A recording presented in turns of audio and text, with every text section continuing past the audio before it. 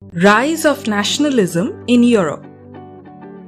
The idea of nation-state emerged somewhere in the 19th century in Europe.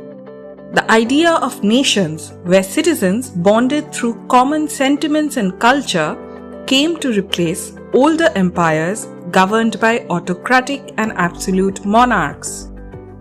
The French Revolution of 1789 was a product of the times when the seeds of nation-state and nationalism were germinating in the soil of Europe. The French revolutionaries declared it as their mission to remove despotism from Europe and spread the ideals of liberty, equality, and fraternity across borders. Ideas that inspired the masses were products of philosophers like John Locke, Jean-Jacques Rousseau, Montesquieu, and Voltaire.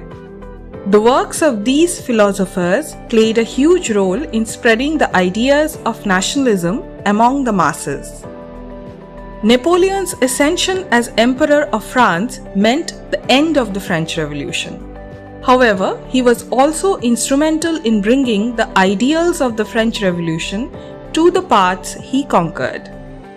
The changes brought about by Napoleon in the administrative machinery of France and other parts of Europe laid a solid base for the revolutionary principles.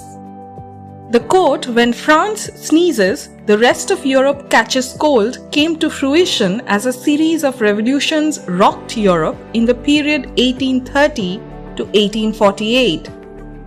These revolutions inspired wars of independence and unification movements in different parts across the world.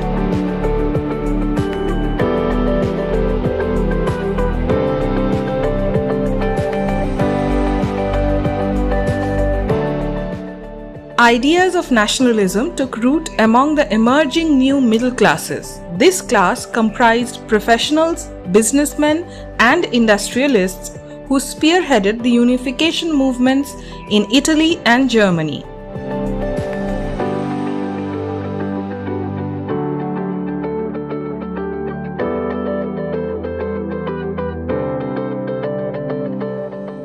However, the unification of Britain was different, having little to do with the revolutionary upheavals of the French Revolution.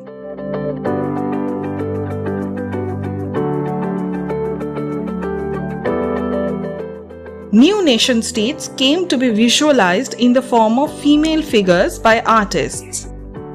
The French nation was imagined as Marianne, wearing a red cap, the French tricolour, and a cockade. Marianne's statues were erected in places to embed her image among the French people.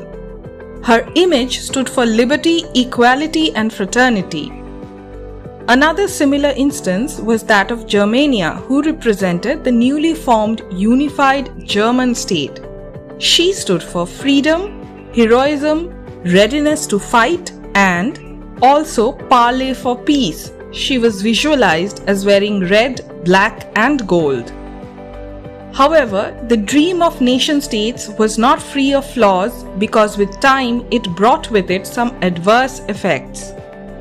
It led to the development of aggression and intolerance among nations, which culminated into the First World War in 1914.